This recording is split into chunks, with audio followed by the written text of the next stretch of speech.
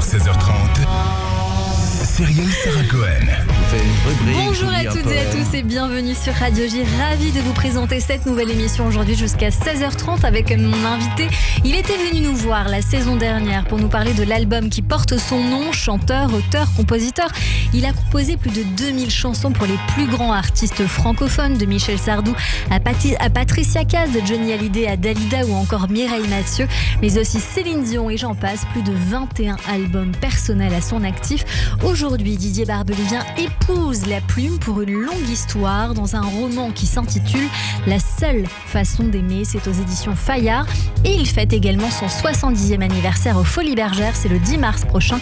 L'occasion, bien évidemment, de parler longuement avec mon invité, mais aussi notre coup de cœur à 16h05, un podcast européen sur l'antisémitisme. Restez avec nous sur Radio J. 15h, 16h30, Cyrielle Sarah Cohen. Radio J. Bonjour Didier Barbelivien. Cyrielle, bonjour. Vous avez la chance d'être en compagnie de Didier Barbelivien, l'indiscipliné. Qui visiblement a envie de revenir très souvent. Mais je veux revenir très souvent, d'abord parce que j'adore votre radio et je suis en voisin.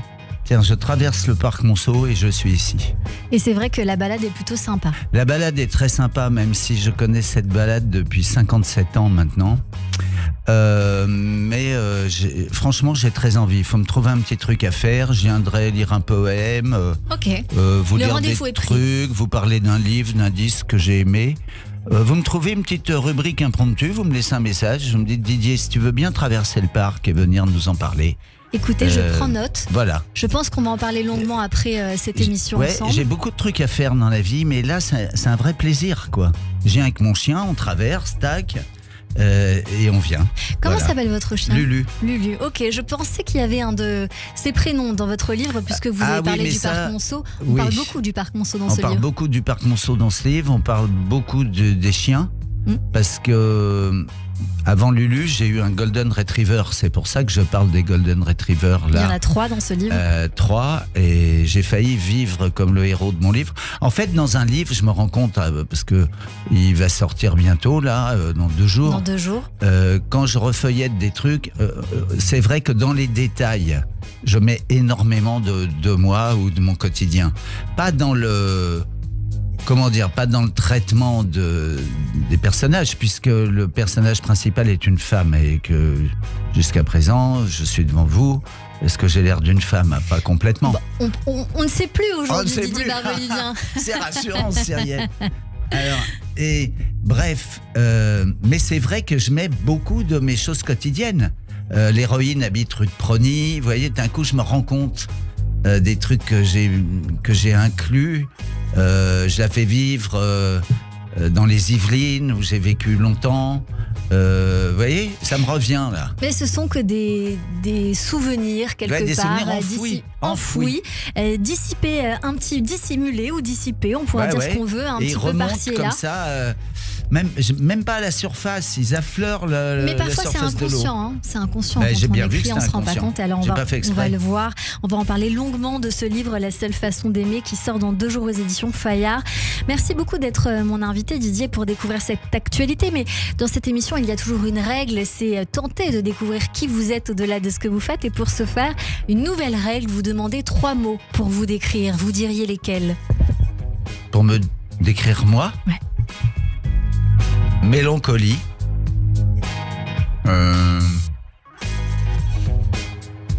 violon et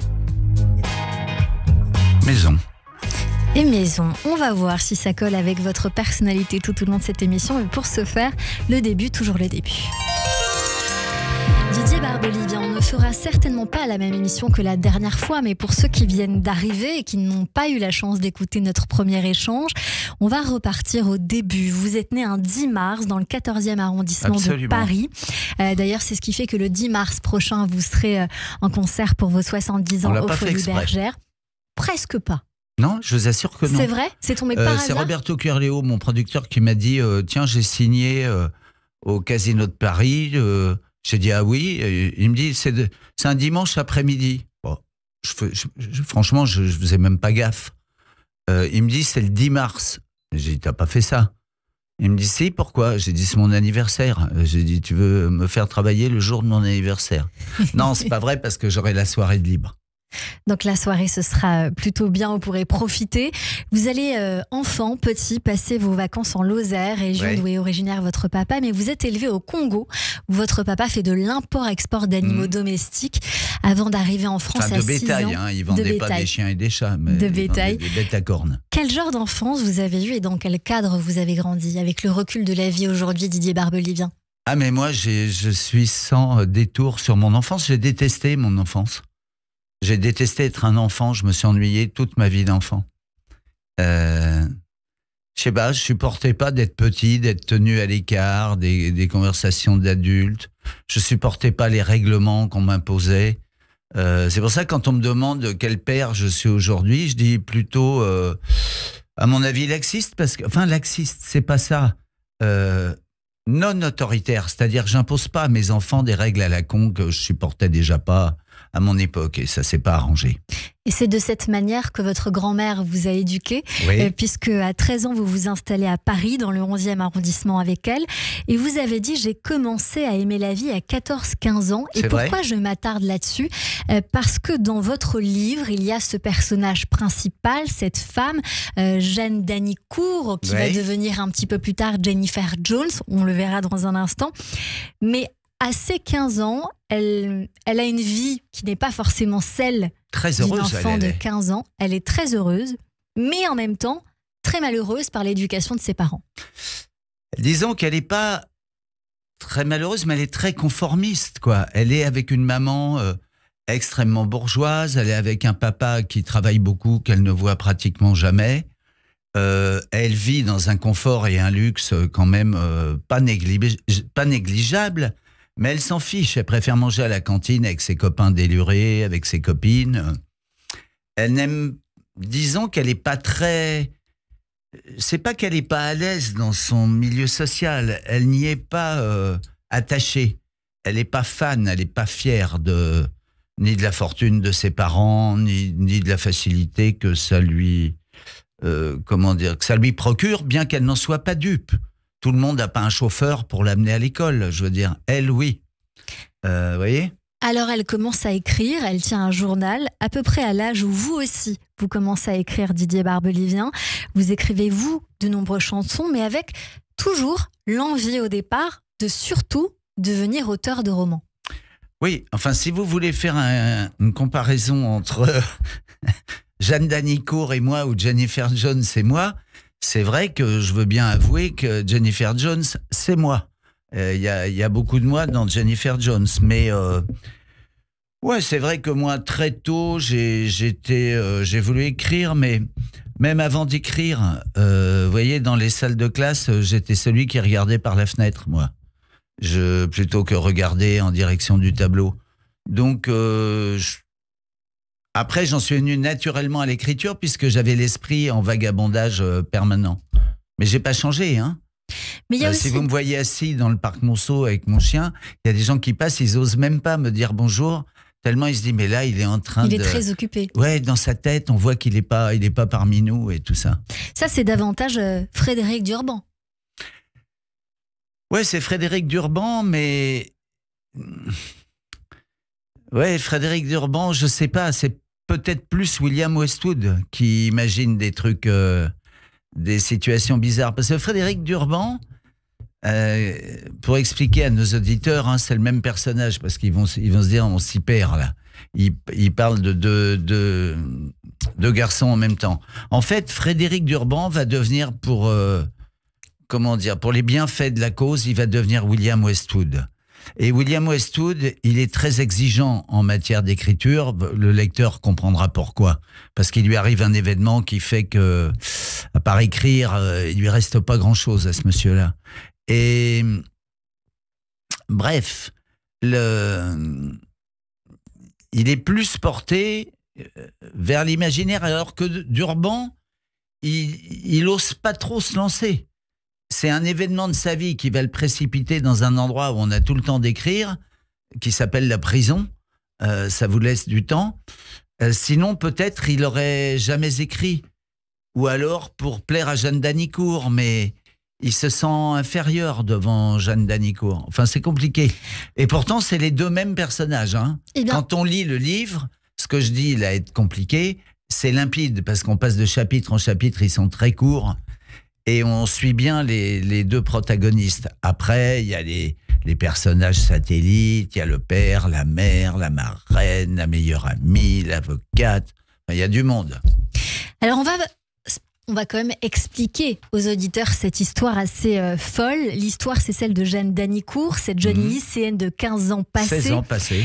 16 ans passés, mais qui a un peu moins de 16 ans. Oui, un peu moins de 16 ans au moment des faits, parce que les esprits chagrins me disent, vous vous rendez compte, 16 ans, elle est amoureuse d'un homme de 40 ans. J'ai dit, mais comme si l'amour avait à voir avec les questions d'âge et tout ça. C'est parce que on vit dans une époque où il faut absolument créer de la polémique et de la dispute, sinon ça n'a aucun intérêt.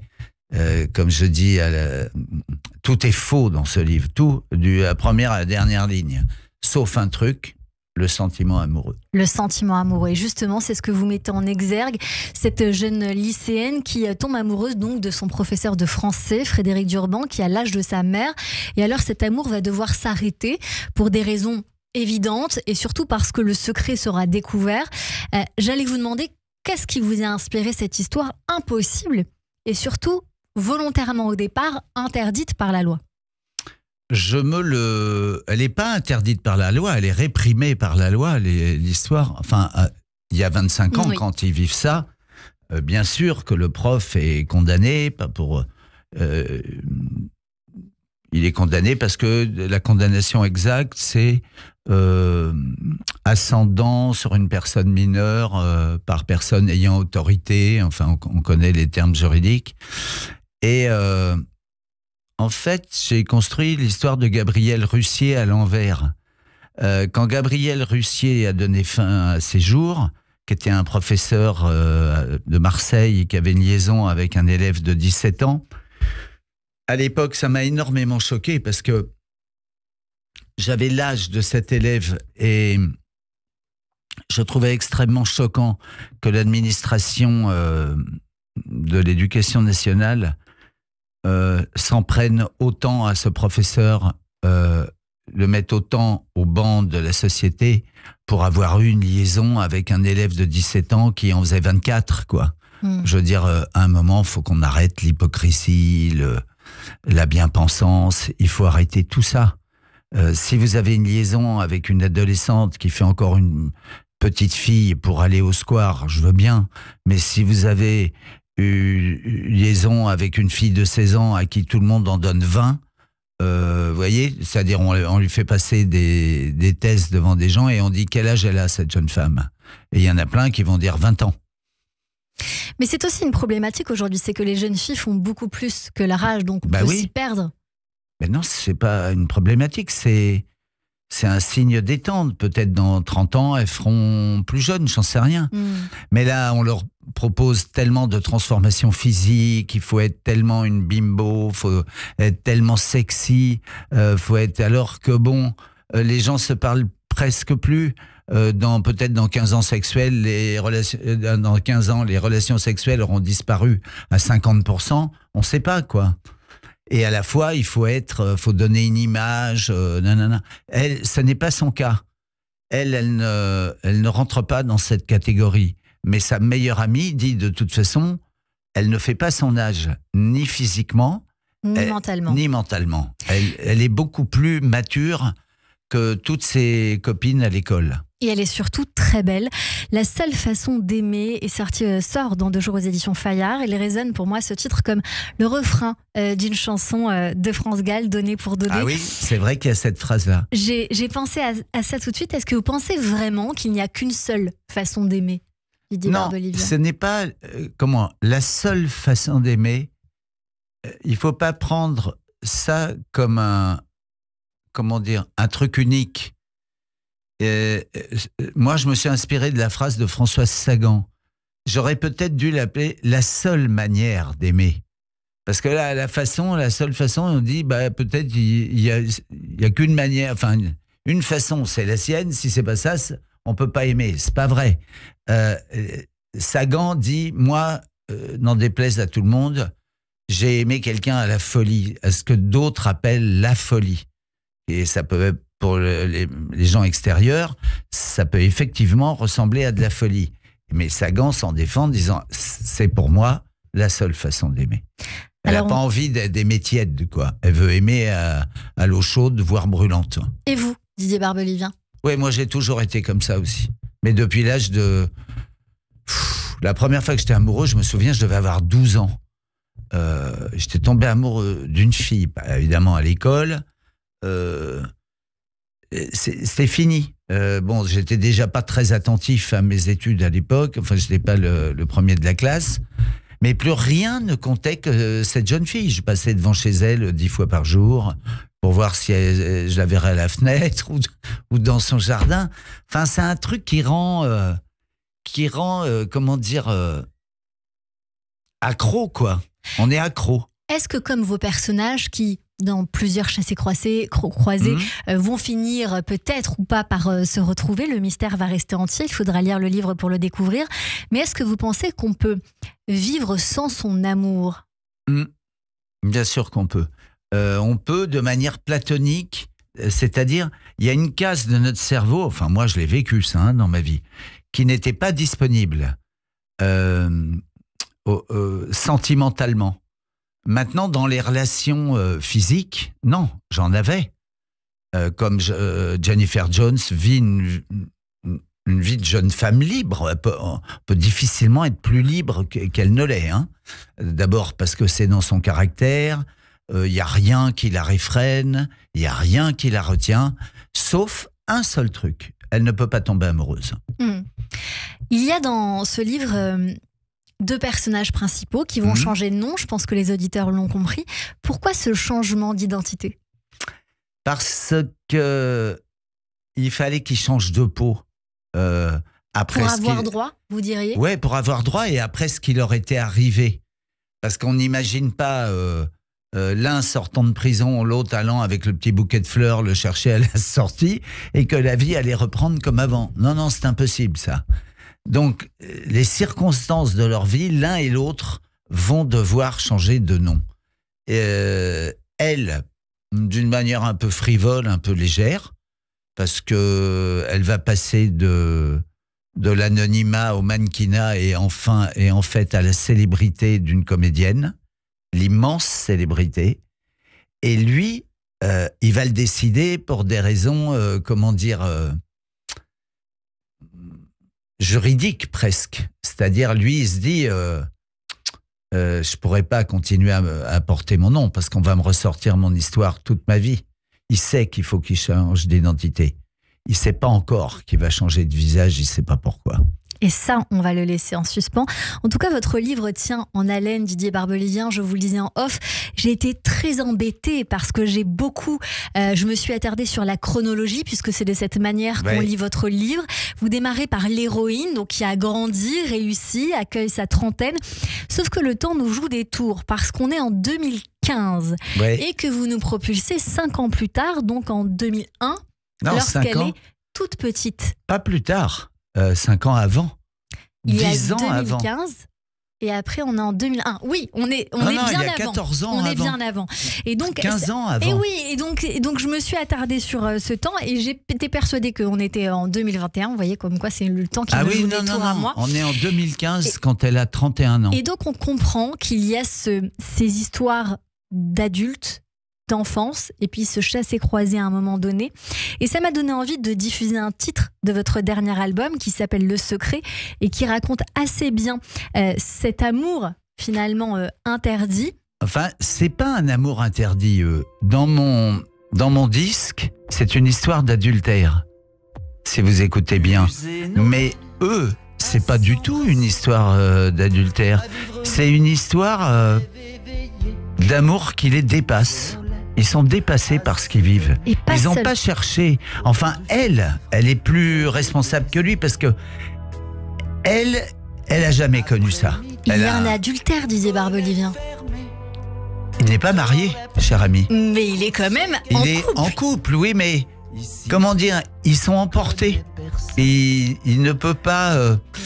elle, évidemment, elle est emportée par la fougue de l'adolescence. ce qu'on a tous connu. Enfin, je vous le souhaite. Et puis lui, il voudrait retenir le truc. D'ailleurs, au départ, il la repousse. Il essaie de la repousser. Il essaie de se dire que faut pas que ça recommence. Il suffirait qu'elle ne le rappelle pas le lendemain. Malheureusement, elle le rappelle. C'est mal connaître Jeanne Danicourt. Ce serait mal la connaître. Elle est têtue, obstinée. C'est une folle. Dans cette histoire folle, certes, une histoire d'amour, mais tout à fait partagée, avec un amour tout à fait partagé. Vous inventez aussi un style très nouveau, Didier Barbelivien, parce que vous faites aussi parler les personnes autour de l'héroïne principale. Ben oui, parce qu'ils sont partie prenante de manière importante de sa vie. Ses parents, c'est bien évident. Mais son grand-père est un personnage. Son grand-père est un personnage, comment dire, très influent sur sa famille. Sa marraine qui va la recueillir est importante. Sa meilleure amie qu'elle connaît depuis le lycée, qui va devenir son avocate, est une personne importante. Tout est important pour elle. Son photographe préféré.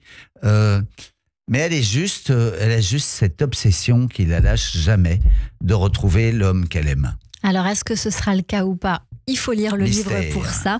La seule façon d'aimer aux éditions Fayard. Vous serez en concert pour votre 70e anniversaire aux Folies Bergères le 10 mars prochain. Qu'est-ce qui nous attend, Didier Barbelivien ? Le pire. Le pire ou le meilleur ? Parce que je crois savoir que vous nous réservez des surprises jusqu'à la fin. Oui, je sais pas vraiment moi-même ce que seront les surprises. Donc c'est délicat pour moi. Donc le mystère va rester entier. En attendant, il y aura des nouveautés dont vous allez nous parler dans un instant. Restez avec nous, on continue cette émission avec Didier Barbelivien pour son roman La seule façon d'aimer aux éditions Fayard. Dans un instant, on poursuit également cette émission avec mon chroniqueur Kevin Derblou. Mais tout de suite, c'est le rappel des titres sur Radio J. C'est la rivière de notre enfance. 15h, 16h30. Cyrielle Sarah Cohen. Radio J.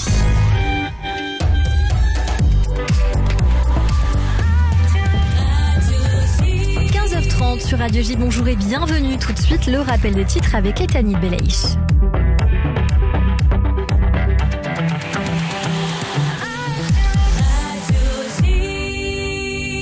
Bonjour Etani. Bonjour Cyrielle, bonjour à tous. Alors que la réponse du Hamas se fait toujours attendre, les négociations pour la libération des otages piétinent. C'est dans ce contexte que 5 militants, 3 rabbins israéliens, un étudiant rabbinique new-yorkais et un avocat basé à Boston ont débuté un jeûne de 36 heures devant le siège de la Croix-Rouge à Genève. Objectif, sensibiliser le public au sort des otages. Un attentat a été déjoué près de l'implantation de Maale Adoumim en Judée-Samarie. En fin de matinée, un terroriste de 14 ans a tenté de poignarder des soldats déployés dans la ville d'Al Etzariya dans le cadre d'une opération de sécurité. L'assaillant a été neutralisé par l'armée. À contre-courant, l'Espagne annonce le déblocage d'une aide d'urgence de 3 500 000 € pour l'UNRWA, l'agence de l'ONU pour les réfugiés palestiniens. Son fonctionnement est menacé par la suspension du financement de nombreux pays après des accusations d'Israël. Selon Tel Aviv, 12 des 13 000 employés de cette agence à Gaza auraient été impliqués dans l'attaque du 7 octobre.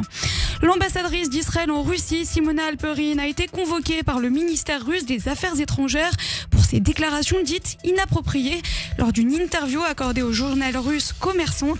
Elle y exprimait sa déception face à la position officielle de la Russie concernant la guerre à Gaza. Mouvement inverse en France, le Quai d'Orsay a convoqué l'ambassadeur de Russie dans le pays. Objectif cette fois, réitérer la condamnation des frappes russes qui ont tué 2 humanitaires français en Ukraine la semaine dernière.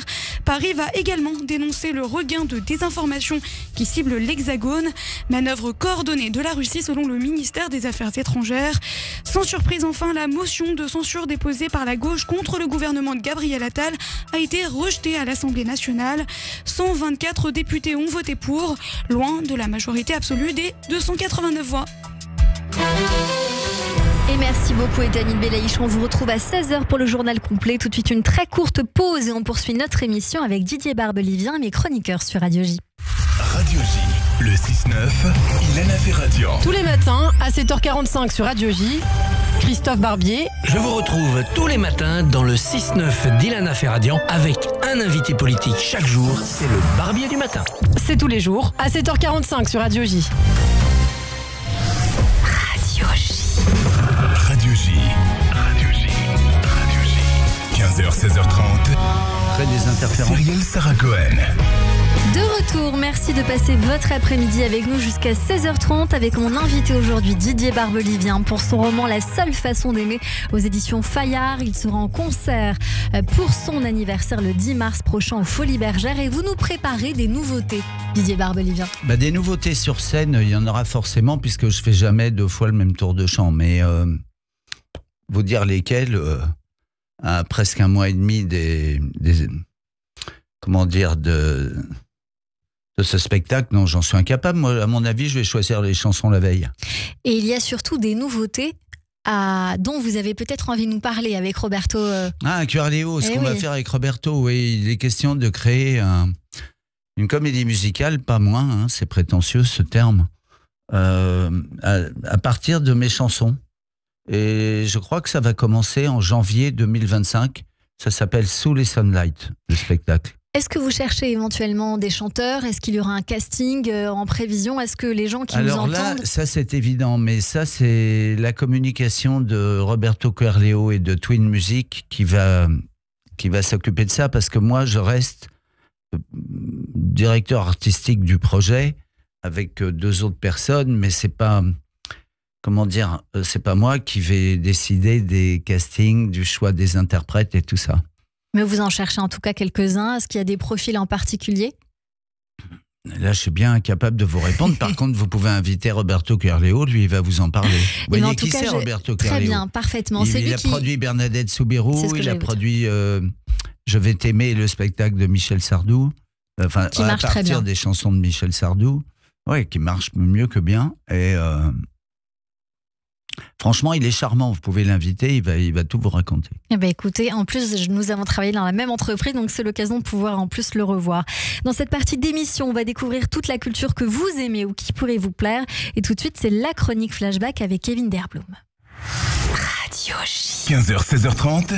Cyrielle Sarah Cohen. Bonjour Kevin. Bonjour Cyrielle, bonjour Didier Barbelivien. Chaque dimanche sur la bande FM, vous invitez une personnalité à se dévoiler en chanson afin de la découvrir sous un autre angle. Et bien dans cette chronique, Didier Barbelivien, nous allons découvrir vos goûts artistiques et culturels du moment. Et oui, et on commence comme toujours en musique avec celui qui est considéré comme l'un des pianistes les plus talentueux du XXe siècle. Il s'agit de Glenn Gould, un artiste canadien né au début des années 30. On écoute un extrait de Variation 14, extrait des Variations Goldberg de Jean-Sébastien Bach par Glenn Gould. Toute la journée. Vous écoutez ça tous les matins et parfois toute la journée. Gould toute la journée, chez moi ou dans ma voiture. Eh bien, Glenn Gould démarre l'apprentissage du piano dès l'âge de 3 ans, assis sur les genoux de sa maman. 3 ans, c'est aussi l'âge où l'on découvre que Glenn Gould a l'oreille absolue. À 12 ans, il est diplômé du Conservatoire Royal de musique de Toronto, puis il devient soliste de l'Orchestre symphonique de Toronto à 14 ans. Glenn Gould s'appelait à l'origine Glenn Gould, mais au début de la Seconde Guerre mondiale, en 1939, le nom de Gould fut changé en Gould pour éviter que lui et sa famille ne soient victimes d'attaques à caractère antisémite, bien qu'il n'ait aucune origine juive. Glenn Gould, Glenn Gould en a même plaisanté à plusieurs reprises en disant par exemple « Quand on me demande si je suis juif, je réponds toujours que je l'étais durant la guerre. » C'est drôle. Ouais. Sur certains de ses enregistrements, on peut apercevoir qu'il chantonnait souvent en jouant. Bravo, oui, comme dans les Variations de Goldberg, ce qui vient même si on veut plus de précision, parce qu'il a appris le piano avec sa maman et sa maman chantonnait pendant qu'il jouait des notes. Je peux vous donner une indication pour nos auditeurs. Oui, mais bien sûr. Si vous l'écoutez, comme on l'entend là, écoutez bien, vous ne l'entendez pas faire. Vous voyez, vous ne l'entendez pas. Mais moi qui suis un peu sourd maintenant, non je plaisante, qui aime écouter la musique fort, l'autre matin je suis dans ma chambre, il était midi donc je dis bon je réveille pas la voisine, paf, je mets le truc un peu à fond et quelle surprise de découvrir, à un moment je me dis il y a un mec qui fredonne derrière le C'est piano. lui qui fredonne. Et je comprends qu'en jouant, il est en train de fredonner. Alors ça passe à peine, puisqu'évidemment que les micros sont pas tournés vers lui, mais vers la caisse du clavier de résonance. Et je me dis, mais c'est dingue. Et je me suis le repassé, et j'ai réécouté, je me dis, mais non, mais il chante sur ce qu'il joue. Et oui, et ça, vous l'avez remarqué sans savoir que visiblement, c'était écrit dans la presse. Mais attendez, ça fait quand même, je vais avoir 70 ans, ça fait quand même 40 ans peut-être que j'écoute Glenn Gould. Je l'avais jamais remarqué. Non. Et ben voilà. Il y a beaucoup de particularités. Lorsqu'il jouait, Glenn Gould accompagnait ces fameux chantonnements dont vous parliez, Didier Barbelivien, à des gestes de la main en direction d'un orchestre imaginaire. Il avait toujours une position également particulière au piano, assis très bas, voilà. Ah ouais. Et vous savez pourquoi ? Non. Il se penchait très bas. Eh bien, tout simplement parce qu'il utilisait en fait une chaise particulière que son papa lui avait fabriquée, qui était 20 cm pour précisément plus basse qu'un banc de piano. Et il a gardé cette chaise toute sa vie. Il l'emportait partout où il devait jouer avec lui. Vous voulez un scoop ? Oui, allez-y. Ça étonne tous les gens qui viennent chez moi. La mienne est 20 cm plus haut. Ce qui fait que j'ai des problèmes de scoliose là maintenant qui arrivent à grandes enjambées, c'est le cas de le dire. J'ai toujours joué très au-dessus du clavier. Parce que c'est plus facile pour moi, je me dis j'ai plus de force pour appuyer. Comme j'étais malingre toute ma vie, à part maintenant où j'ai pris du poids avec le Covid, j'avais pas la force dans les doigts, je me disais. Donc j'avais presque un petit tabouret de bar, vous voyez, truc en bois là, qu'on trouve dans les bars ou les cabarets, pour être en haut du piano. Eh ben, oui. Eh ben, ça vous fait des points communs, mais pas que ça, je crois. Et non, beaucoup considéraient alors Glenn Gould comme excentrique. Il était aussi hypocondriaque. Par exemple, il portait toujours, quelle que soit la température, de nombreuses couches de vêtements et très souvent des couvre-chefs et des gants. Moi aussi. Non, mais c'est vrai. C'est dingue. Quand j'avais 20 ans, je suis allé passer mes 3 jours au service militaire. J'avais 8 chemises l'une sur l'autre. Mais c'était pour me faire réformer. C'est pour qu'ils se disent un psychopathe. Un mec qui vient, on était au mois de février-mars, puisque je suis né au mois de mars, et je suis arrivé pour mes 22 ans, et les types m'ont dit, mais où est votre manteau ? J'ai dit, j'ai pas de manteau. Enfin, vous avez vu le froid qu'il fait ? Ben, je dis, j'ai 8-9 chemises, je sais pas combien j'en avais sur moi, avec une écharpe. Ils se sont dit, bon ben voilà, un taré de plus. Oui, flashback, donc on est en 1955.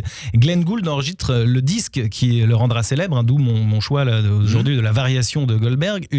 Une interprétation de l'œuvre pour clavecin de Jean-Sébastien Bach. À partir de là, les tournées mondiales se succèdent. Il est connu pour ses interprétations pianistiques du répertoire baroque, en particulier pour 2 enregistrements des variations Goldberg de Jean-Sébastien Bach. L'un ouvrant sa carrière en 1955 et l'autre la concluant en 1981. Son décès survient un peu plus d'1 semaine après le lancement de cet album à succès et quelques jours seulement après son 50e anniversaire.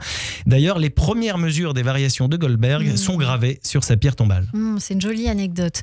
Et Kevin Derblom, on poursuit toujours en musique avec une artiste qui figure dans la playlist de notre invité Didier Barbelivien. Oui, Cyrielle, on va maintenant parler d'une chanteuse qui a fait retourner des fauteuils depuis le début de sa carrière. Je veux parler de la chanteuse Mentissa qui a participé à The Voice. Je l'adore. Elle a participé à The Voice dans pas loin de 3 pays.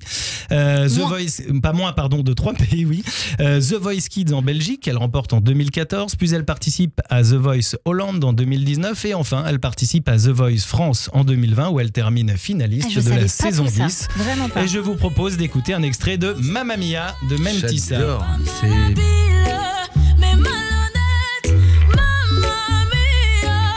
Qu'est-ce qu'elle chante bien cette fille. On va en parler là. Pourquoi cet amour pour Mentissa ?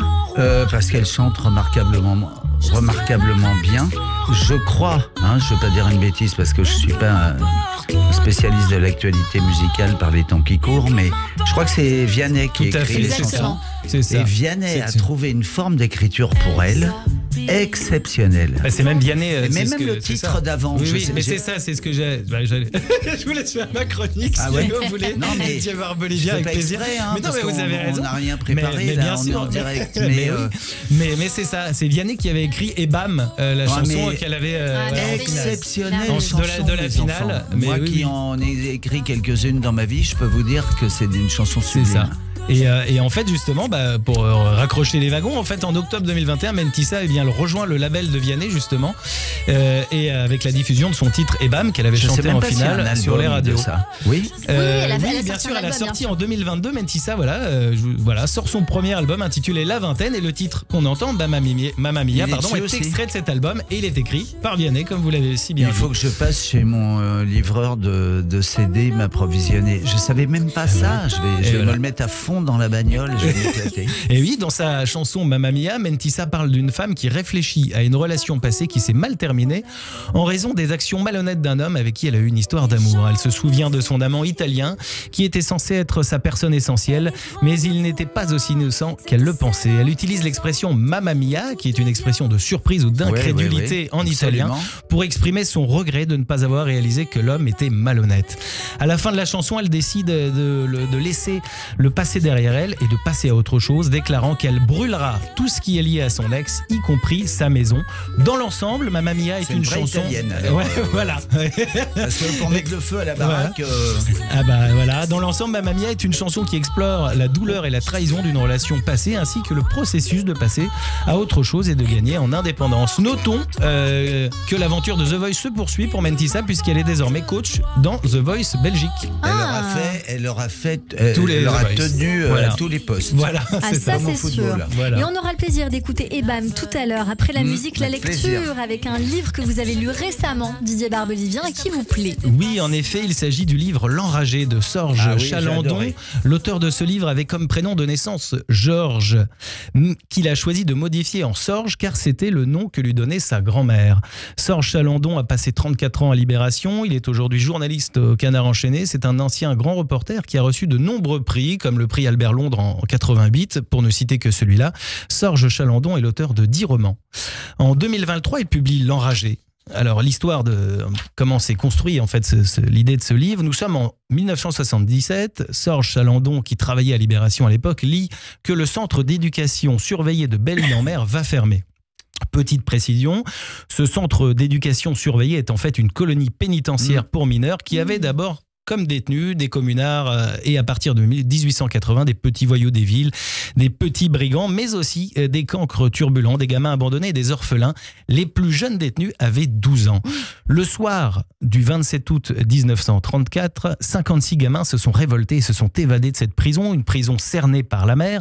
S'ensuit alors une chasse, une traque aux fugitifs par les gendarmes et tous les villageois. En guise de récompense, les gendarmes offraient une pièce de 20 francs pour chaque enfant capturé. Mais voilà, sur les 56 enfants traqués, 55 furent capturés.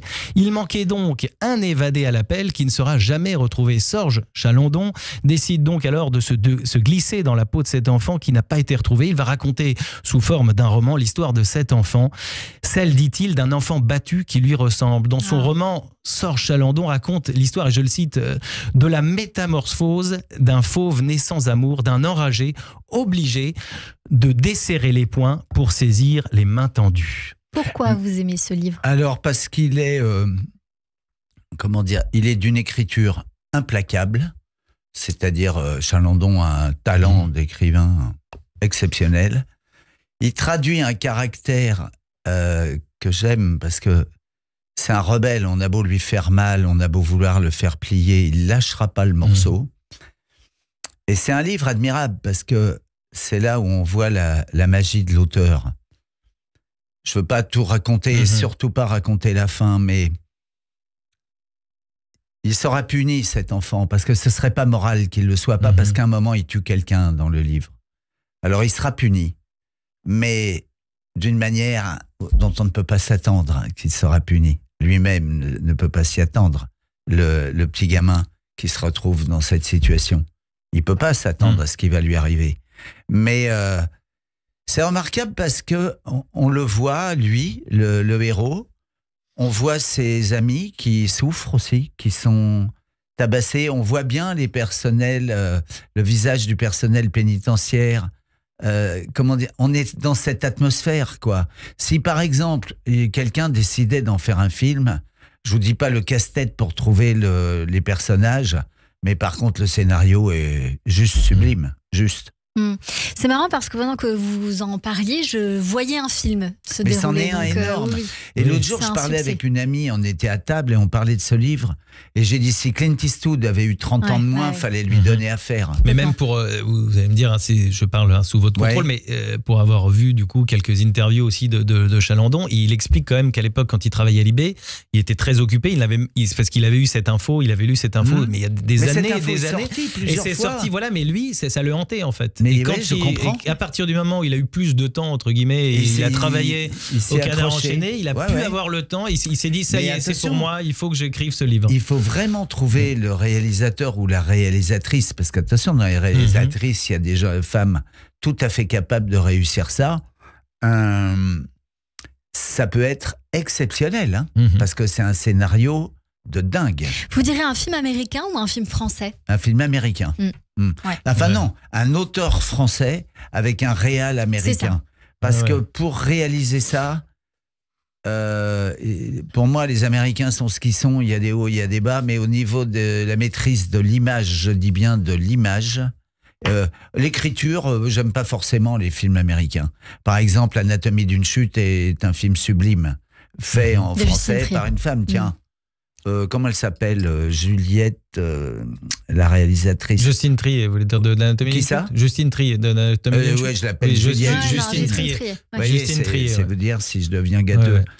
Justine Triet peut fort bien réaliser L'Enragé. Parce qu'elle a, pour le coup, ce truc de l'image, cette succession d'images, cette cohérence dans son récit, qui nous lâche pas. Hein. Moi, j'ai adoré Anatomie d'une chute. Ça a fait l'unanimité. Eh bien, on va lui proposer. Kevin D'Herblemont, on termine par un film mythique. Qui est votre film préféré, Didier Barbelivien? Oui, exactement. Un film que vous avez peut-être encore comme moi en VHS, Didier Barbelivien. Je l'ai en tout. Je l'ai en tout. Je le regarde sur TCM. Bah oui. Dès qu'il passe à la télé. Il est sur Disney+, encore en ce moment pour ceux qui voudraient. Dès qu'il est diffusé, et il s'agit d'Il était une fois l'Amérique de Sergio Leone. Il était une fois en Amérique. Une fois en Amérique et voilà, et on écoute tout de suite musique. Oui, un court extrait de la bande-annonce, la version française de la bande-annonce.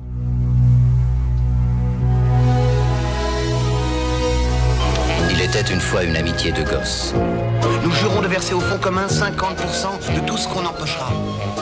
Juré? Juré. Il était une fois la mort. C'est mollo, merde.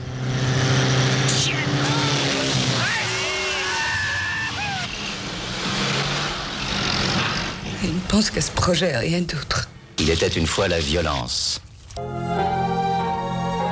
Il était une fois la mémoire.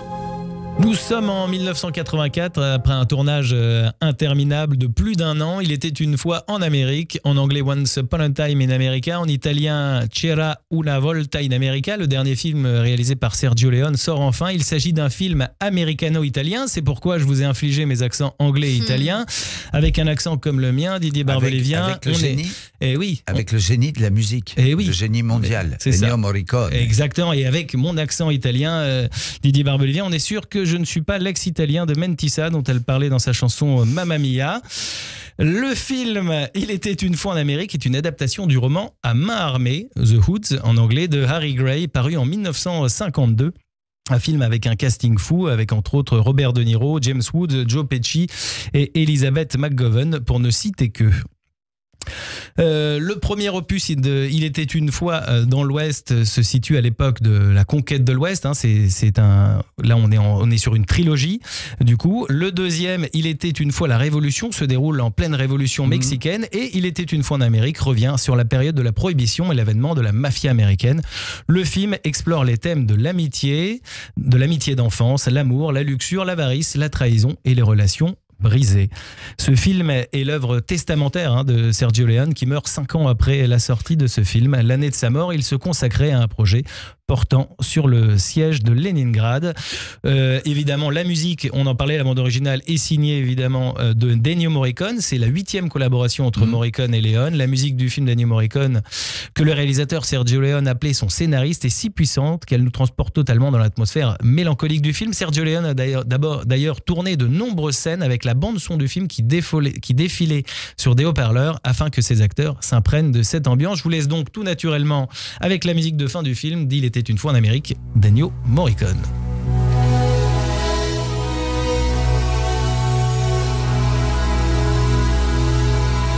Et c'est pour le plus grand bonheur de Didier Barbelivien. Oui, parce que je suis un fou des deux.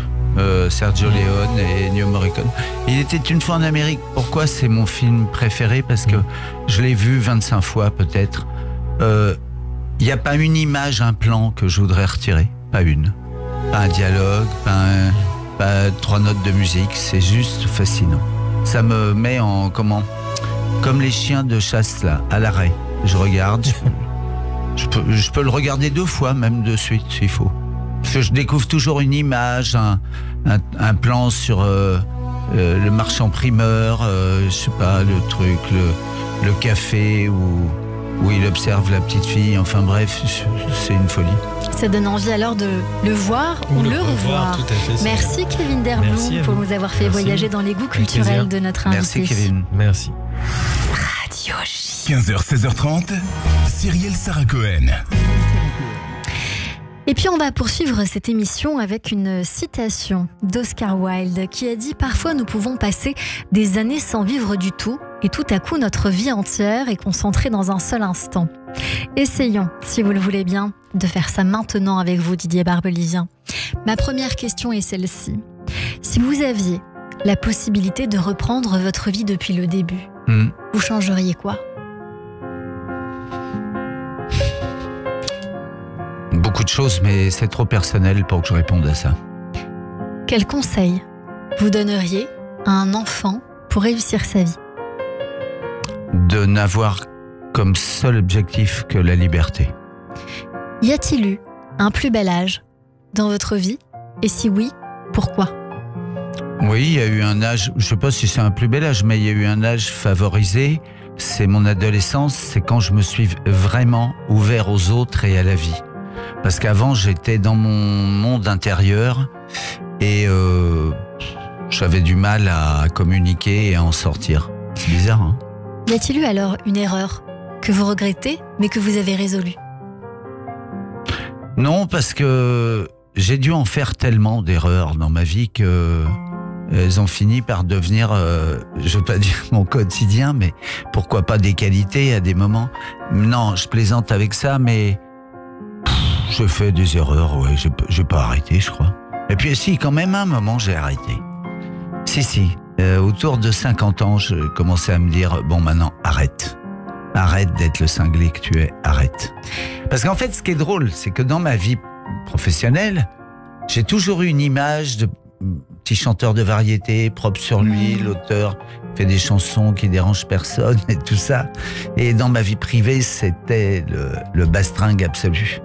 C'est comme ça. Est-ce qu'il y a quelque chose que vous aimeriez faire aujourd'hui, Didier Barbelivien, mais que vous ne faites pas ? Qu'est-ce que je... Oui, défaire les plots là en béton autour de l'Arc de Triomphe, mais si on se met à plusieurs et avec quelques burins, on va peut-être y arriver. Est-ce qu'il y a quelque chose que vous avez fait cette année et dont vous vous souviendrez toute votre vie ? Que j'ai fait là depuis le début de l'année ? 2023, dirons-nous, jusqu'à 2023 maintenant. Non, j'ai rien fait de particulier. Non, j'ai juste... on est en 2024. J'ai failli mourir en 2021 et je vais fêter mes 3 ans de Survivor en 2024. Non, mais c'est gentil de... Elle est géniale. Bien sûr que je pourrais dire, j'ai écrit La seule façon d'aimer. Non, je l'ai écrit en 7 ans. Alors, c'est pas 2023 qui a été ou 2024 cette année qui est le truc le plus important, mais je veux dire, pour nos auditeurs et nos auditrices qui nous écoutent, Oui, c'est vrai. La seule façon d'aimer, c'est un truc important. Mais je les laisse découvrir. Et quelquefois, j'ai envie de leur dire achetez-le, si ça vous plaît pas, je vous rembourse. Parce que vous voyez, ici, en bas de l'avenue, vous tournez à gauche, vous allez dans la rue de la Borde, il y a la petite librairie Fontaine, là. Allez l'acheter là. Philippe s'appelle le libraire. On embrasse Philippe. Voilà, on embrasse Philippe. Vous verrez, vous passerez un bon moment dans la librairie Fontaine. Moi, je suis très, cocooning quartier. Ouais. Vous voyez ? Moi, je travaille dans un périmètre, je vis dans un périmètre. J'ai les mêmes commerçants, le même boulanger, le même truc. Hidalgo a beau nous mettre dans des ghettos, moi ça me dérange pas, je peux ne pas sortir de chez moi. Mais quand je vois ce que fait Hidalgo dans la ville de Paris, là je suis pas content. Didier Barbelivien, si je vous parle d'amour alors, cela résonne. Vaut mieux parler comment d'amour parce que là elle n'est pas concernée elle. On va peut-être y revenir. Si je vous parle d'amour, cela résonne comme quelque chose de souffrant ou de vivant? Ah mais les deux... Ma générale, les deux. J'ai autant aimé souffrir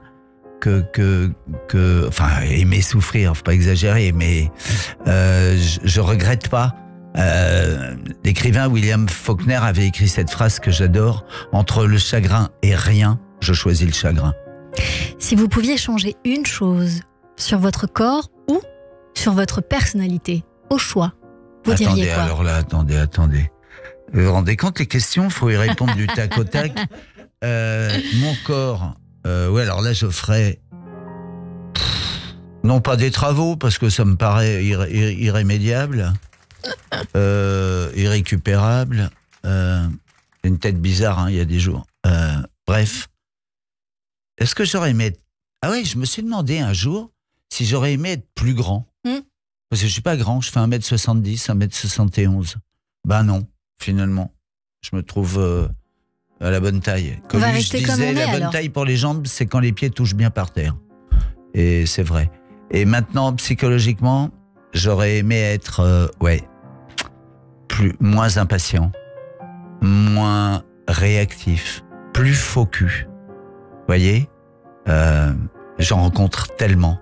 J'adore les faux culs. Les gens, les hypocrites et tout ça. La vie en est truffée. Et je me souviens de ce mot de Sacha Guitry que j'adorais, qui disait: monsieur, une tête de faux cul comme la vôtre, c'est pratiquement de la franchise. Ah, c'est beau. C'est beau. C'est très beau. Hein? Alors j'aurais adoré être un menteur, un dissimulateur. En fait, je sais pourquoi je suis comme ça. J'ai tellement menti quand j'étais petit. Je voulais tellement me sauver des adultes et tout ça, que après un jour j'ai décidé de plus mentir. Alors j'ai eu d'autres soucis en n'ayant plus menti, en étant sincère, en disant la vérité. Enfin la vérité, ma vérité, c'était plus embêtant. Mais je regrette pas. Il me reste 2 questions, mais je vais vous les poser juste après la pause. Tout de suite, dans un instant, vous restez avec nous. Notre coup de cœur du jour, notre expert Joseph Agostini, et également, bien sûr, la petite pause et surtout le journal de l'info. Restez avec nous. On revient avec mon invité Didier Barbelivien sur Radio J. Radio J.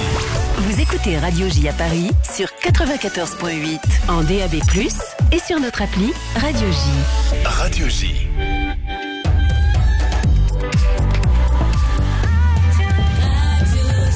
Il est 16h sur Radio J. Bonjour et bienvenue. Tout de suite, le journal de l'information avec Etani Belaïch.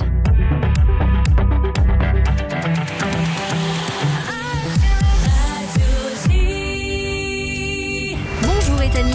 Bonjour Cyrielle, bonjour à tous. Au 122e jour de guerre contre le Hamas, le Premier ministre israélien affirme que 3 bataillons du groupe terroriste sur 4 à Gaza auraient été détruits par Tsahal, soit 18 des 24 bataillons du Hamas, selon Binyamin Netanyahou en déplacement en Judée-Samarie auprès de soldats déployés sur le terrain.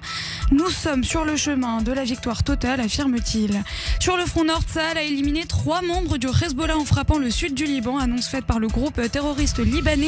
Ce matin, 182 membres du Hezbollah ont été tués depuis le début de la guerre selon le décompte du mouvement chiite. Plus de 200 d'après l'armée israélienne. Rappelons qu'au moins 8 roquettes ont été tirées depuis le Liban sur la Haute-Galilée ce matin.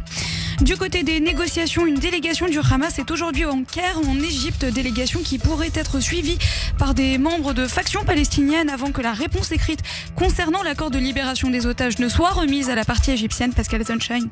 Il n'y a toujours pas de réponse formelle et on ne sait pas si les prétendues tensions entre la direction extérieure du Hamas et celle de Gaza ne sont pas une manœuvre de plus destinée à faire monter les enchères.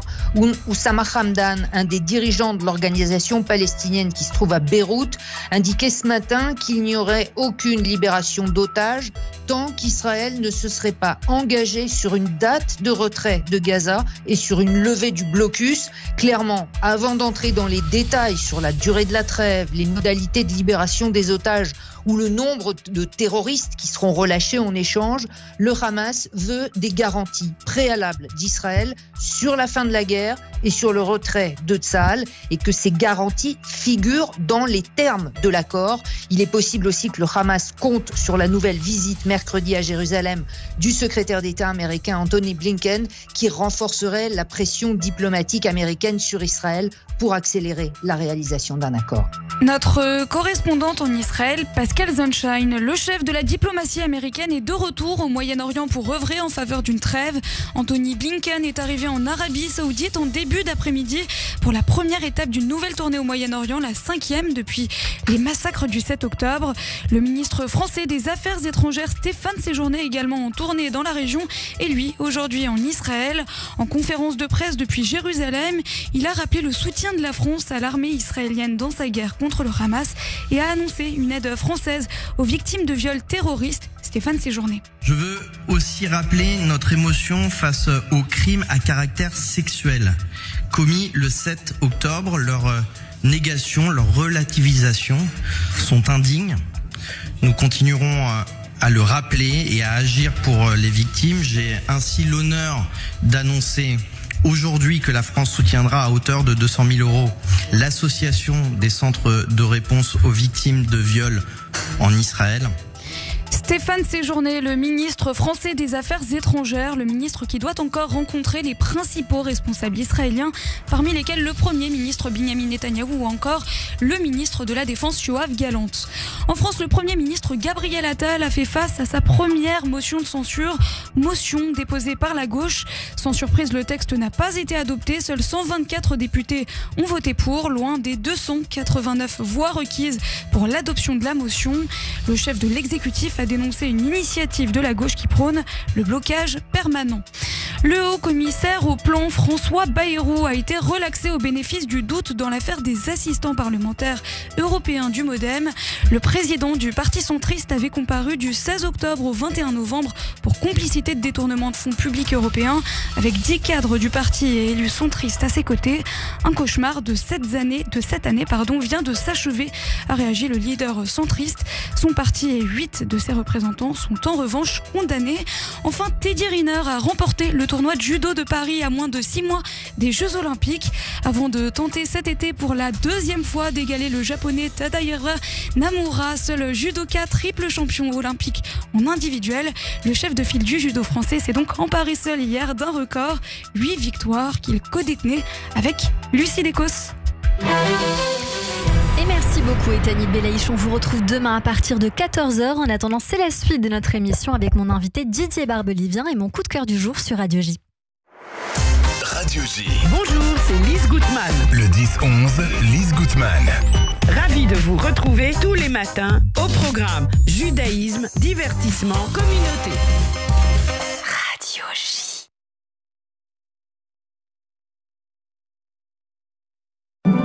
Alexis Lacroix, directeur de la publication Actualité Juive Hebdo. Notre dossier spécial, soldats, ils sont l'âme d'Israël. Leur courage, leur sacrifice force l'admiration. Le scandale de l'UNRWA décrypté et un entretien avec Alan Dershowitz sur la mascarade de la haie.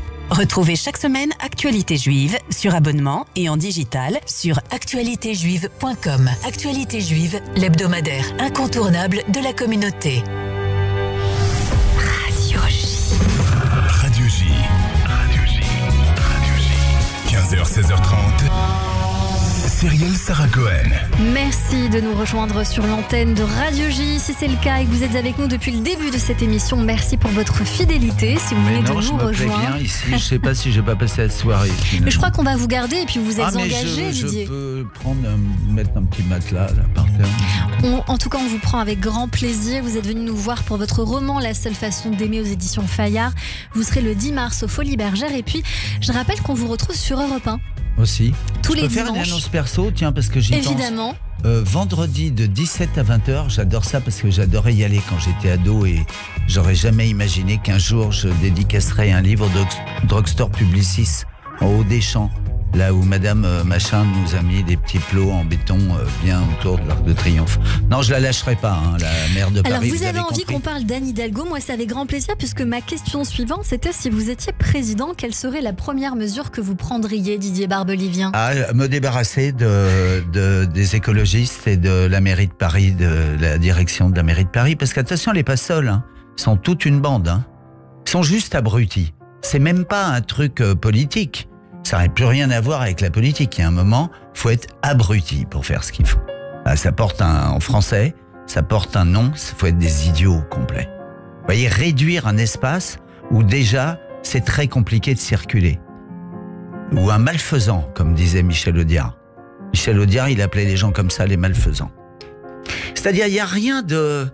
Il n'y a pas une démarche pour les gens. Ils pensent pas aux gens, eux.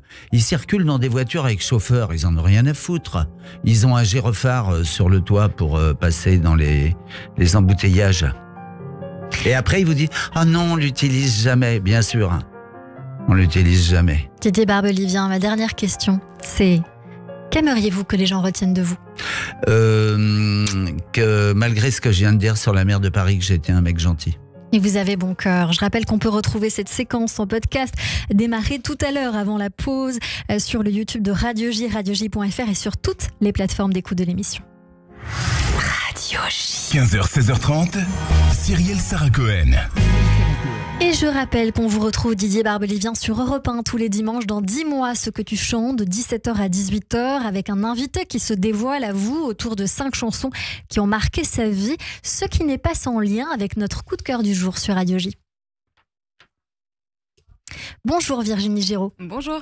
Merci beaucoup d'être mon invitée aujourd'hui. Vous êtes historienne, écrivaine, spécialiste entre autres de l'Antiquité romaine, aussi de l'histoire des femmes et de la sexualité, titulaire d'un doctorat en histoire de la Sorbonne.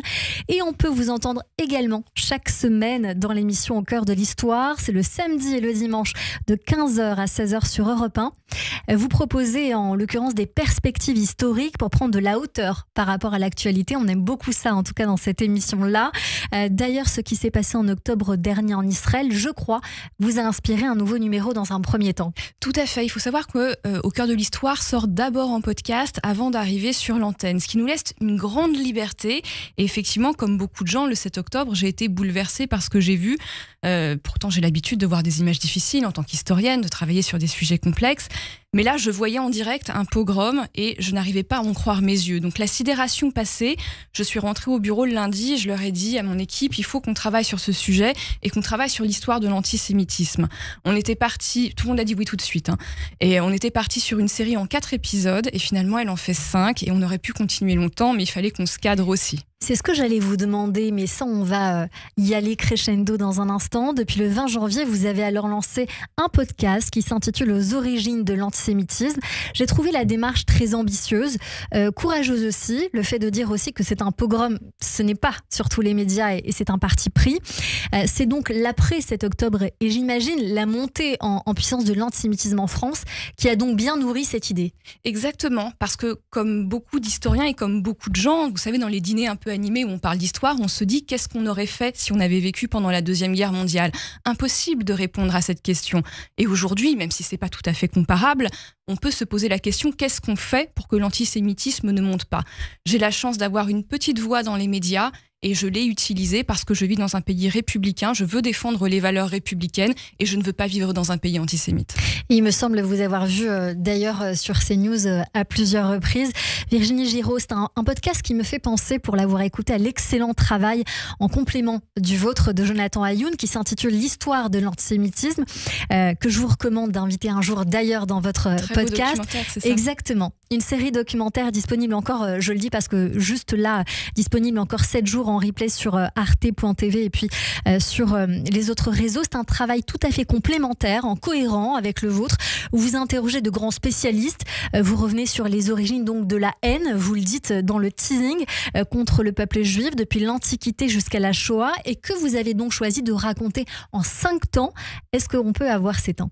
Alors, on a commencé par l'Antiquité, évidemment, parce que je suis spécialiste de l'Antiquité, et on voulait montrer avec l'historien François Lefebvre que l'antijudaïsme a ses prémices dès l'Antiquité, au moment où finalement la Judée va être conquise par les Romains et qu'il va falloir organiser des peuples qui n'ont pas beaucoup de choses en commun, déjà au sein de l'Empire, avec d'autres peuples, et c'est là qu'on va voir ces prémices. Et puis on arrive au Moyen-Âge avec Sylviane Goldberg qui va nous montrer que finalement il y a une concurrence intellectuelle et une influence politique qui se fait entre le christianisme qui s'installe et les juifs, qui va favoriser cette haine des juifs qui va commencer à monter, être stigmatisée par la Rouelle notamment. Exactement. Avec Saint-Louis.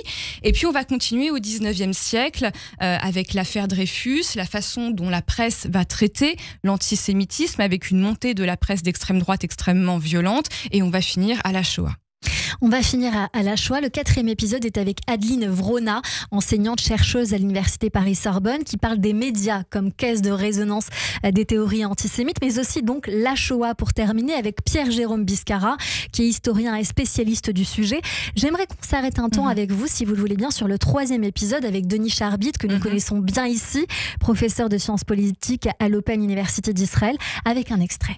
Le décret d'émancipation des Juifs est une mesure révolutionnaire, elle porte bien son nom, puisqu'elle va transformer de fond en comble la condition des Juifs de France, mais par extension cela va toucher par la suite, je dirais presque les Juifs du monde. Pourquoi ? Parce que jusque-là, les Juifs, dans le meilleur des cas, sont tolérés. Ils sont tolérés par des lettres de tolérance qui leur sont accordées ou ne leur sont pas accordées, alors que l'émancipation va définitivement décréter que les Juifs de France, sont des citoyens de plein droit.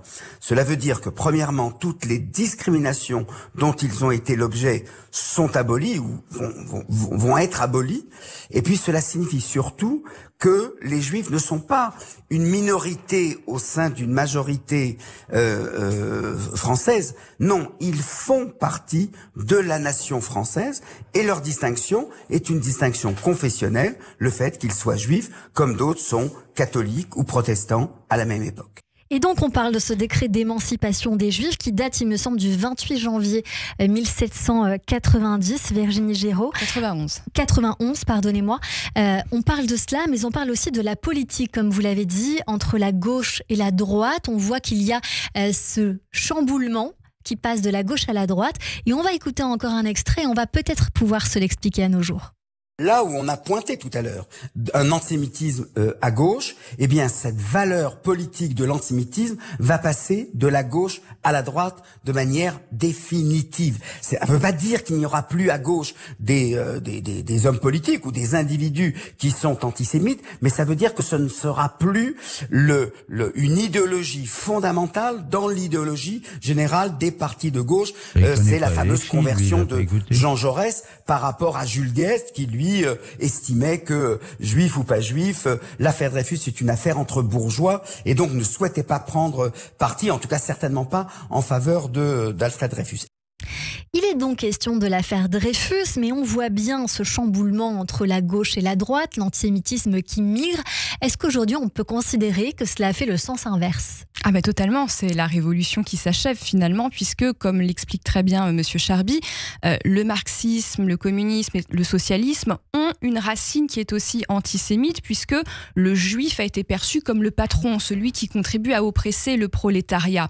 Avec l'affaire Dreyfus, on a fini par se dire non, nous ne pouvons pas être antisémites, nous laissons ça à la droite et à l'extrême droite. Et en réalité, il a été de bon ton de se taire sur ce sujet, quand on était à gauche. Et puis le basculement survient beaucoup plus récemment avec une extrême gauche qui commence à se distancier totalement de l'héritage, du vaccin même, on pourrait dire, du vaccin de l'affaire Dreyfus, et qui commence maintenant à avoir des positions antisionistes très affirmées, qui sont en fait le vernis d'un antisémitisme nouveau, je pense.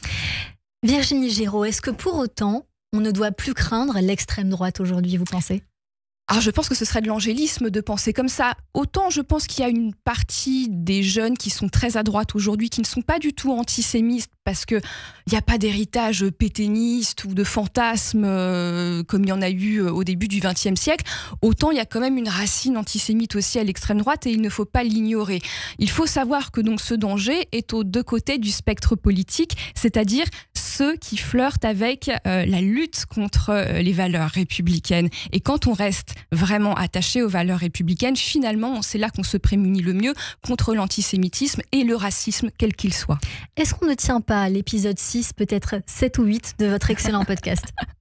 Malheureusement, c'est de l'actualité, ça, et Au cœur de l'histoire doit rester un programme d'histoire, mais j'ai certainement des confrères qui voudront prendre le relais à Europe 1, mais je leur proposerai du coup. Peut-être avec un petit peu plus de recul l'année prochaine. Ou l'année suivante, hein, on va se dire ça. Idée. Est-ce que vous pensez que dans un épisode potentiel, ma question n'est pas anodine, vous pourriez rajouter le 7 octobre 2023 ? Pour le moment, c'est trop tôt. Ce n'est pas encore de l'histoire. Comme je vous le disais, pour moi, qui suis historienne, ça reste de l'information. Ce qui sera intéressant de voir, c'est dans 10 ans, dans 20 ans, comment on va étudier un pogrom. Et j'insiste sur le mot, parce que vous dites que c'était un choix, mais non, ça répond à la définition. Un pogrom qui est documenté de l'intérieur, avec des GoPro, avec des systèmes que nous n'avions pas, puisque les nazis ont été assez discrets sur les images des pogroms. Là, on a quelque chose qui est au cœur, à ciel ouvert. Voilà, au cœur des faits, et ce sera le travail des historiens dans le futur, un peu à froid, de les étudier. Là, quand c'est à chaud, c'est le travail des journalistes et des sociologues éventuellement. En tant qu'historienne et peut-être observatrice, est-ce que vous constatez une différence de ligne éditoriale dans la presse après le 7 octobre ? Est-ce que, par exemple, votre rédaction a également senti une urgence à dire les choses autrement à l'heure où jusqu'avant le 7 octobre, il était question de dépêche AFP où les mots n'étaient pas forcément dans l'ordre ? J'ai l'impression que là où je travaille, donc je parle d'Europe 1 et je vois mes confrères de CNews à côté, ce sont des sujets qui nous intéressent et qui nous touchent. Personne ne nous oblige à en parler, personne ne descend des hauteurs dans les bureaux pour nous dire il faut parler de ça. On en parle parce que ce sont des sujets d'actualité qui nous touchent et sur lesquels il faut que la vérité soit sue. Et c'est pour ça aussi qu'on actualise ce que l'on dit très fréquemment, quasiment quotidiennement. Est-ce que d'autres rédactions ne fonctionnent pas comme ça ? Je ne travaille pas dans les autres, donc je ne parle pas pour elles. Mais nous, en tous les cas, ce sont des sujets qui nous semble important, et notamment en tant qu'historienne, lutter contre l'antisémitisme, qui est quand même une vieille gangrène, fait partie aussi de mon travail, comme je lutterai contre tous les racismes d'ailleurs. Virginie Giraud, j'ai envie de vous dire merci. On vous retrouve en tant qu'experte régulièrement dans l'émission Secret d'Histoire, je crois présentée par Stéphane Bern, et vous êtes, je crois, rédactrice en chef adjointe des hors-séries. On vous retrouve dans l'émission Au cœur de l'Histoire également, je tiens à le rappeler, le samedi et dimanche de 15h à 16h sur Europe 1. Vous proposez ce regard très neuf sur les grandes figures de l'histoire, les personnages aussi plus extraordinaires oubliés dans les manuels scolaires. Un rendez-vous qui, je crois, fonctionne très bien. Ah oui, on est content des audiences, même si on en voudrait toujours plus, bien sûr. On s'adresse à tout le monde, que ce soit des jeunes qui découvrent l'histoire ou des moins jeunes, un public d'amateurs éclairés. L'idée, c'est de passer un bon moment ensemble. C'est vrai que Bellemare m'inspire aussi, on est en train de le ressortir en ce moment. On est vraiment dans la veine des conteurs, du moins j'essaye de l'être, et de faire partager des grandes connaissances à travers des petites histoires, et j'espère que ça plaît. Et j'en suis certaine. Vous avez notamment parlé de Magda Goebbels. Je fais une petite aparté en disant qu'il y a Bunker, lettre de Magda Goebbels, jouée par Julie Depardieu, qui reprend en ce moment au théâtre Tristan Bernard. Il paraît qu'elle est formidable. Et c'est le cas, puisque c'est vraiment une reprise, donc ça fonctionne très très bien. Votre podcast, pour le rappeler, enregistré en décembre dernier, près d'1 200 000 téléchargements. Donc je vous dis bonne suite. On souhaite le même avenir à votre podcast Aux origines de l'antisémitisme. Il est disponible sur le site et l'application d'Europe 1 sur toutes les plateformes audio, semaine après semaine, 5 épisodes à retrouver tous les samedis, avec 3 épisodes déjà disponibles. Merci beaucoup Virginie Giraud. Merci pour votre invitation. Merci d'avoir été notre coup de cœur du jour et embrasser toute la rédaction chaleureusement pour moi. Cette belle maison de cœur m'a apporté beaucoup. Je le ferai. Merci. Tout de suite, c'est le portrait de notre invité. Radio J. 15h, 16h30, Cyrielle Sarah Cohen. À bientôt, là-bas. Radio Radio J. Le portrait psychologique. Et oui, vous vous dites à bientôt parce que vous êtes collègues. Oui, on est collègues d'entreprise. Non, mais j'aime beaucoup. Elle a raison d'en parler avec la chaleur dont elle parle de cette maison. Parce qu'on est les journalistes, les animateurs d'Europe 1, de CNews, de JDD, de Match, tout ça, tout le monde est réuni. C'est très sympa, les idées circulent, l'information va dans tous les étages. J'aime beaucoup. Et je vous rejoins, Didier Barbelivien. Vous le savez, à la fin de cette émission, je ne sais pas si vous vous en souvenez. Vous mettez les menottes, non ? Mais non, pas du tout. Je vous laisse tout à fait libre d'écouter le débriefing de ces minutes que nous avons passées ensemble avec ces 3 mots qui nous ont beaucoup servi dans cette émission. J'ai pas dû les prononcer beaucoup dans l'émission. Et non, mais en tout cas, on y a certainement retrouvé quelque chose. C'est votre portrait vu par Joseph Agostini qui va peut-être nous l'expliquer. Allez, bonjour Joseph. Bonjour Cyril, ça va bien ? Bon, alors allez, on se lâche, évidemment que je les ai, moi, les mots. Hein. C'est comme les numéros du loto. Hein. Je les ai notés très attentivement. C'est bien alors comme mots. Moi, je les aime bien. Vous vous souvenez ? Mélancolie, violon et maison. Absolument. Ah non, mais je dis pas les trucs. Violon et maison, et dans l'ordre, hein, vous les avez. Non, mais j'essaie de réfléchir, alors, Joseph. J'ai l'air un peu machin. Mais non, vous n'avez pas l'air du tout. Vous aviez l'air attentif, justement, quand Virginie parlait. Donc, pour l'auditeur qui vous a écouté, on peut dire que ces mots se sont recoupés. Alors, vous allez me dire ce que vous en pensez. Je dirais, moi, Didier, que vous savez convoquer la mélancolie par votre voix posée, tendre, pas seulement en chanson. Hein, c'est pour de vrai aussi, elle est pareille, elle est identique. Certains interprètes n'ont pas la même voix quand ils chantent. Je trouve que la vôtre est inchangée. Et vous savez faire en sorte qu'on se sente, vous allez me dire, comme à la maison. Alors là, je passe au troisième. Pas mal. Avec une chaleur qui émane de votre présence. Je sais pas ce que vous en pensez, Cyrielle, mais on se sent vraiment près d'une cheminée quand on écoute Didier Barbelivien. Oui, et puis un sentiment très ami. Voilà, très ami, absolument. Quelque chose d'une amicalité, d'une fraternité d'âme, d'une cheminée avec un chien dans un bel appartement de la rue de Prony ou des Yvelines. Mais il y a de la vérité dans ce que vous dites. Oui. Je vis assez comme ça, avec mon chien, près d'une cheminée. C'est un peu, alors vraiment, c'est un peu ce que vous nous avez dit. Je n'ai rien inventé. Oui, non, mais effectivement, je vis souvent comme ça. Ça en tout cas, Et alors le violon, ça m'intéresse parce que moi, j'ai mon explication sur le violon. Alors le violon, enfin, dernier mot-clé, je dirais pour dire la magie tour à tour nostalgique et voluptueuse de la musique. Je pensais en vous écoutant, on dirait que vous avez eu une histoire d'amour avec la chanson pareille à un violon, que l'on pourrait comparer d'ailleurs à celle que vous racontez dans votre roman La seule façon d'aimer. Oui, c'est-à-dire que j'ai eu de la chance surtout de rencontrer l'écriture de la chanson, parce que je pense qu'il y a une part de chance, il y a une part de don. Il n'y a pas eu de ma part beaucoup de part de travail, je dois dire. Et sauf par rapport au violon. Je vais vous dire pourquoi. J'aurais adoré savoir jouer du violon. Oui. Et je sais pas. Et vous ne savez pas parce que vous n'avez pas suffisamment travaillé ou parce que vous n'aviez pas le don ? Non, je n'ai pas travaillé. Je suis un piètre musicien. Je joue déjà mal du piano et mal de la guitare. Et je me suis dit, non, le violon, c'est au-dessus de moi. Mais j'aurais adoré. Pourtant. L'autre jour, je regardais une émission, je ne sais plus où, ça devait être une émission d'information. Et il y avait une violoniste virtuose ou des garçons comme Capuçon qui sont des mais c'est extraordinaire de savoir faire ça avec juste, vous voyez, des sonates au violon avec un pianiste qui sert juste d'accompagnateur. C'est vous le patron, vous avez un Stradivarius ou pas entre les mains. Elle parlait, cette jeune femme d'origine russe dont j'ai oublié le nom. Elle parlait de l'amour qu'elle a pour ses violons, mais on voit qu'elle dort avec. Quoi. Elle vit avec un violon comme vous vivez avec votre chien, quoi. Plus encore. C'est presque un amour. Oui, c'est son âme qui est dans le violon. Alors, il y a de la tendresse et de la brûlure, je dirais, quand on vous écoute, du transgressif et de la grandeur d'âme. Alors, Aznavour a écrit Mourir d'aimer, à propos de la tragédie de Gabriel Lussier, à propos du film de Kayat. Mais quel beau texte, magnifique. Et moi, je dirais, alors, en pastichant légèrement le titre, moi, je dirais que c'est Vivre d'aimer, finalement, Didier Barbelivien, à l'inverse de Charles Aznavour. Oui, c'est vrai, parce que je préfère les choses qui finissent bien que les choses qui finissent mal, mais... Le chagrin plutôt que rien, disait William Faulkner. Oui, mais moi, comment dire, ce que j'aime, c'est le parcours. C'est-à-dire, par exemple, tout à l'heure, en début d'émission, on parlait des regrets dans ma vie ou de ce que je voudrais revivre. Oui, c'est bien sûr, j'ai des trucs personnels qui me traversent là, mais en fait, c'est pas grave, les cicatrices, les bosses, les coups, les blessures. Et alors, j'ai mon interprétation à ce sujet. Vous disiez vivre d'aimer, donc vivre d'aimer, pourrait-on dire, et pas mourir d'aimer. Vous qui avez détesté votre enfance, je me disais que c'était parce que vous étiez impatient de vivre pour de bon. Ça, c'est vrai, alors, par contre. Hein? C'est ça, parce que vivre pour de bon, c'est vivre comme les grands. Je vais vous dire un truc, je vais vous faire une confidence, tiens, vous pouvez chercher, j'ai jamais dit ça à la radio. Vous savez qui a été ma principale émancipation? Qui m'a aidé à m'émanciper dans la vie? Non. Qui? Alors je vous le donne, Émile.